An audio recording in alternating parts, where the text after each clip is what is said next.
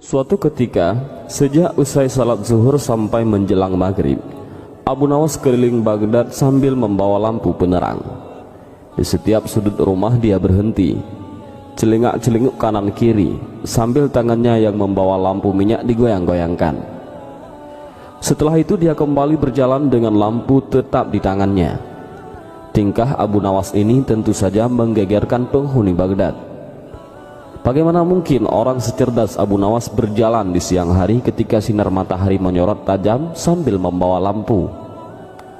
Abu Nawas mulai gila, kata seorang warga Baghdad. Khalifah Harun ar-Rasyid pasti malu punya staf ahli gila, kata orang lain. Tapi Abu Nawas tak peduli. Esok harinya, lagi-lagi pujangga Baghdad itu keluar rumah. Kali ini bahkan lebih pagi, sambil tetap membawa lampu minyak. Dia tak bersuara dan terus bekerja. Celingak-celinguk kanan kiri sambil tangannya yang membawa lampu minyak digoyang-goyangkan. Di hari kedua itu, beberapa orang masih menganggap Abu Nawas waras. Makanya mereka bertanya apa yang dicari Abu Nawas di siang hari dengan lampu di tangannya. Abu Nawas menjawab singkat, "Aku sedang mencari neraka." Ah, Abu Nawas mulai gila, pikir mereka. Maka ketika di hari ketiga, Abu Nawas tetap melakukan hal yang sama.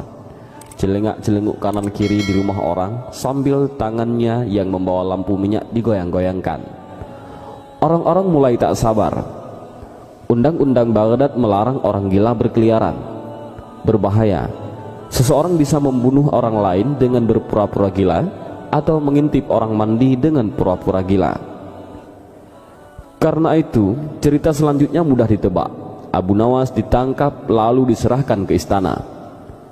Sejumlah musuh politik Harun ar-Rasyid waktu itu malah gembira.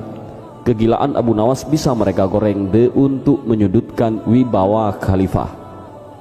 Benar saja, Khalifah Harun ar-Rasyid malu bukan main, lalu bertanya dengan nada keras, "Abu Nawas, apa yang kamu lakukan dengan lampu minyak itu di siang hari?"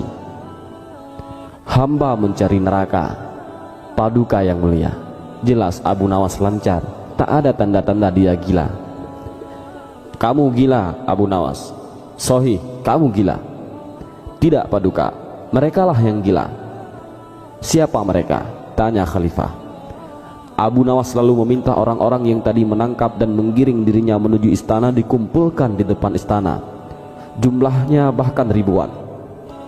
Ya, siapa orangnya yang tak menuduh Abu Nawas gila jika Khalifah sendiri menduganya gila? Setelah mereka berkumpul di depan istana, Abu Nawas didampingi Khalifah Harun mendatangi mereka. "Wahai kalian yang mengaku waras," teriak Abu Nawas kepada orang yang ada di depannya, "apakah kalian selama ini menganggap orang lain yang berbeda pikiran dan berbeda pilihan dengan kalian adalah munafik? Benar. Apakah kalian juga menyatakan para munafik itu sesat? Betul, dasar sesat," jawab mereka itu. "Jika mereka munafik dan sesat, apa konsekuensinya?" tanya Abu Nawas. "Hai Abu Nawas, kamu gila. Orang munafik pasti masuk neraka. Dasar munafik kamu," kata orang-orang yang menggiring Abu Nawas itu. "Baik, jika saya munafik, sesat, dan masuk neraka, di mana neraka yang kalian maksud? Punya siapa neraka itu?" jawab Abu Nawas dengan tenang, sambil kali ini lampu di tangannya diangkat tinggi-tinggi seolah-olah dia mencari sesuatu. Kali ini orang-orang di depan Khalifah Harun ar-Rasyid mulai tak sabar. Mereka merasa diledek dengan mimik Abu Nawas dan lampu di tangannya itu. "Hai Abu Nawas, tentu saja neraka ada di akhirat dan itu milik Allah. Kenapa kamu tanya?" "Paduka, mohon maaf," kata Abu Nawas kepada Khalifah Harun ar-Rasyid. "Tolong sampaikan kepada mereka, jika neraka ada di akhirat dan yang punya neraka itu Allah, kenapa mereka di dunia gemar sekali menentukan orang lain masuk neraka? Apakah mereka asisten Allah yang tahu bocoran catatan Allah? Atau jangan-jangan merekalah yang gila?" Dan akhirnya Khalifah Harun ar-Rasyid tertawa kecil. Di matanya Abu Nawas tetaplah lelaki jenaka. Dia lalu berkata sambil tertawa, "Abu Nawas, Besok siang lanjutkan mencari neraka. Jika sudah ketemu, jebloskan orang-orang ini ke dalamnya.